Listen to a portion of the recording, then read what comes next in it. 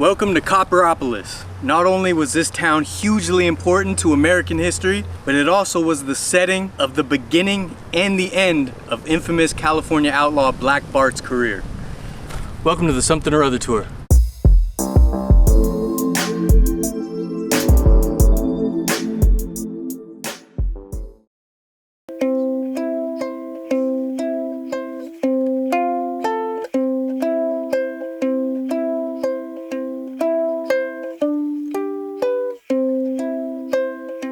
Welcome to the Something or Other tour. We're at the Copperopolis town square, sitting in the Sierra Nevada foothills in gold country, but it's actually a copper mining town, hence the name.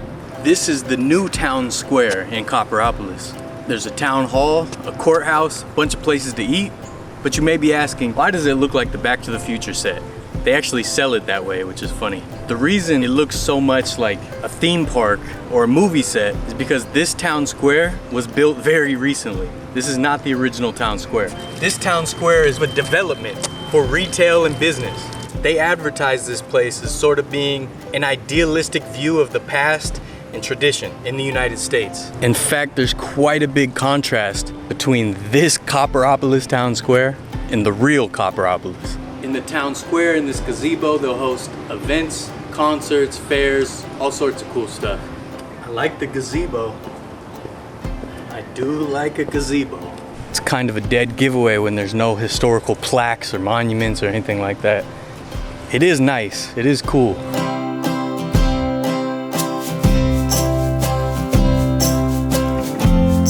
It looks like the town hall is still under construction, so I don't know what will eventually be in here. I'm very curious to know what this will actually be when it's finished. If it will be an actual town hall or just some sort of themed retail space or business space. Definitely feels like Doc Brown will be waiting for lightning to strike. There's a bunch of shops, there's pizza place, ice cream shop. It's just filled with attractions. I don't think this is an actual courthouse, but I don't know what's in it. I think it's also under construction. So this is sort of a fancy oasis in the middle of gold country.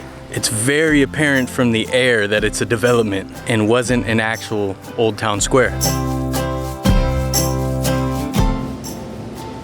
As cool as this is, let's head to the real Copperopolis.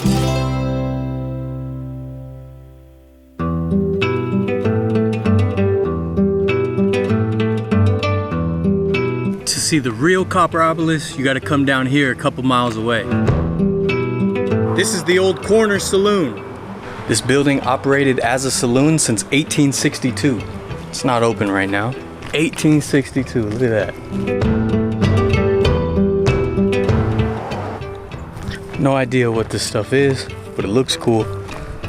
I wish I knew what this structure is behind the old corner saloon. If they were open, I would ask.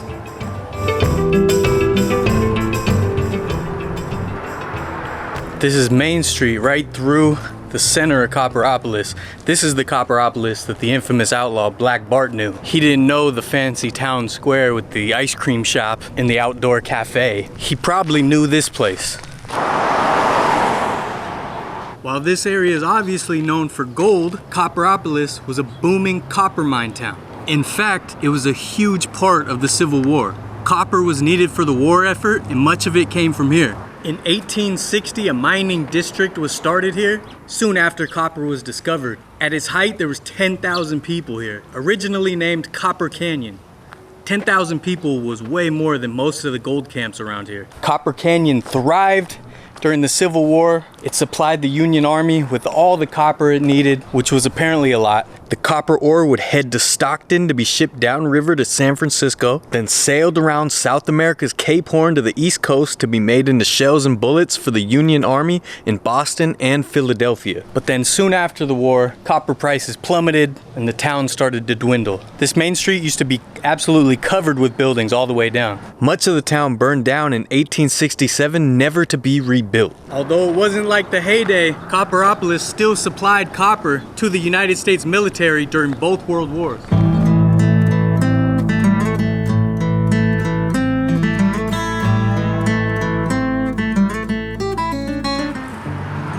In 1875, just a few miles east of here, right over there on Funk Hill, guy named Charles Bowles or Charles Bolton put a flour sack over his head with eye holes cut out, a linen duster, and a double-barreled shotgun, committed his first stagecoach robbery. There was a stagecoach trail from Sonora to Milton, and he waited there for that stage to come through. Charles was afraid of horses, so he committed this robbery on foot.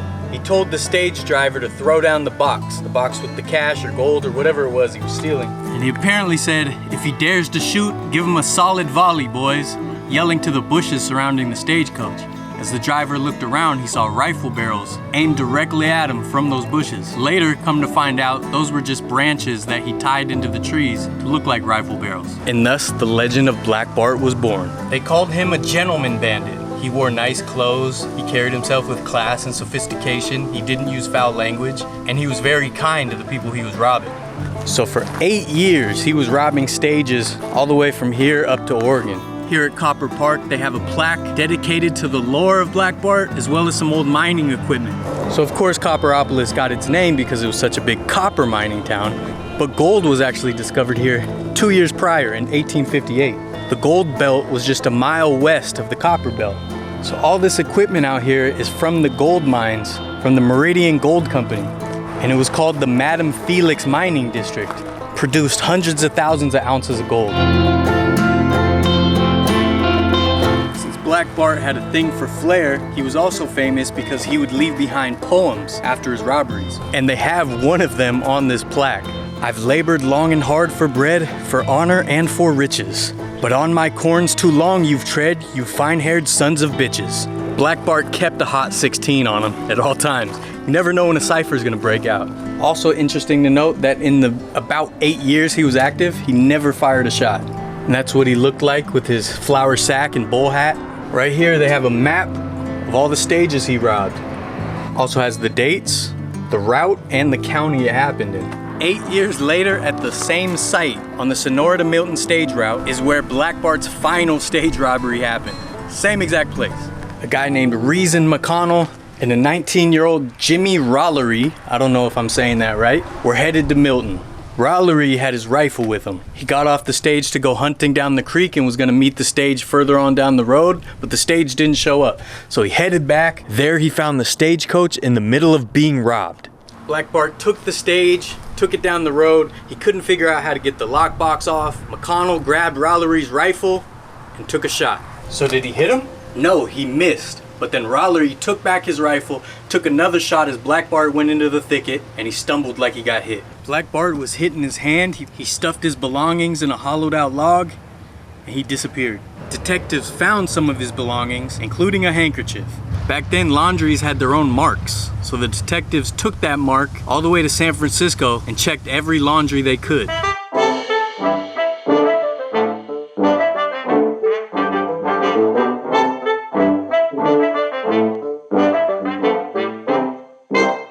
They tracked it down to Ferguson and Biggs California Laundry, somewhere around here on Bush Street in San Francisco. Or possibly on Stevenson Street. I'm finding conflicting addresses. That led them to Charles Bolton, a man who lived a few blocks away on Webb Street at a boarding house. He claimed to be a mining engineer, which is why he had to take frequent trips out to gold country. They kept pressing him, but he wouldn't admit to the crimes. Finally, he folded a little bit. He admitted to some of the older crimes because he figured the statute of limitations was up. So finally, Wells Fargo pressed charges on just his final robbery.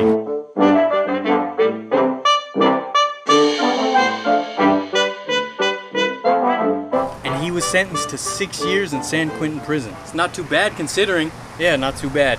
When he was released from prison, his health was deteriorating. The reporters asked if he was going back to rob more stagecoaches. He said, "No, gentlemen, I'm through with crime." And after that, there's many theories of what happened to him.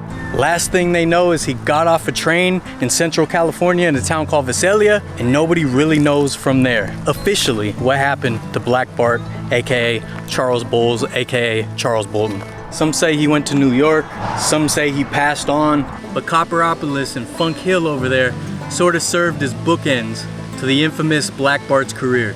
Black Bart definitely served as inspiration for a lot of Westerns and Wild West outlaw characters.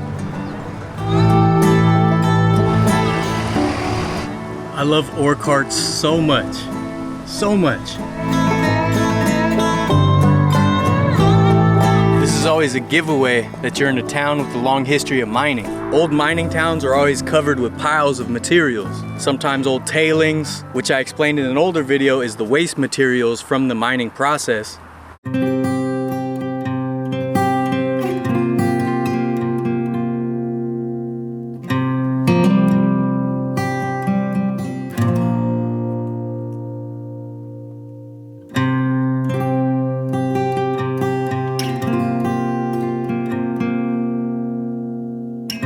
This is the Copperopolis Cemetery.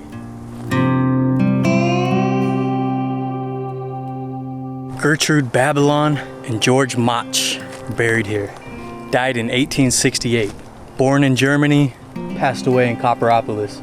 Requiesce en pace. I'm assuming they both died at the same time. I wish I knew the story.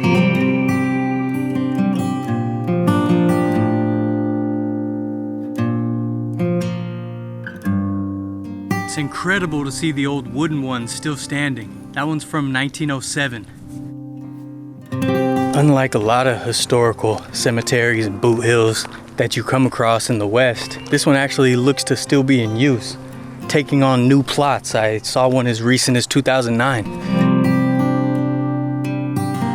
But I really do like visiting these old cemeteries. Get a new perspective on the whole township and how many generations lived there, toiled there, showed up there, died there. It's a pretty big cemetery. Goes to show how big and booming Copperopolis really was when you have over a century's worth of people buried here. That might not be a big deal in Europe or some other places, but in the Old West, the roots don't run very deep.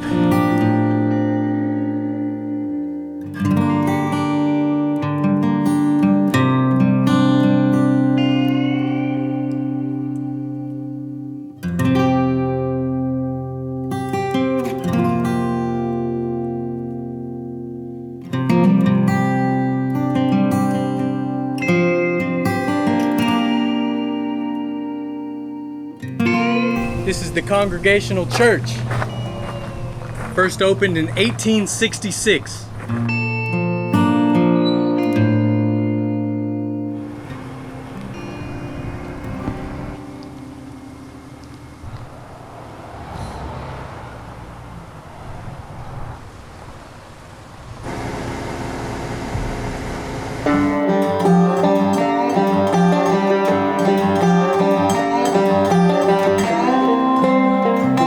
Want to know more, I'm starting the Something or Other Tour podcast. I'm going to deep dive a little bit more and have more stories and more history about each location I go to, starting with the beginning.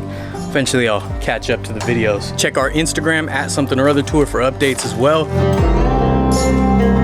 So that's the tale of two Copperopolises, from the days of Black Bart robbing stagecoaches and this being a copper boom town, to now being fancy, pricey developments. While there are lakefront houses and other big fancy developments, the Old West history is still around, and I think they're both worth checking out. Check out our Patreon if you'd like to help us get on more of these adventures. There's some exclusive content up there as well. We got the official podcast coming soon. Check out our history playlist, our Wild West playlist. There's a lot more cool stuff like this. Like, subscribe, share, do all the cool things that cool kids do. Something or Other Tour, Vertlife. Thanks for watching. I mean, are we talking dusters?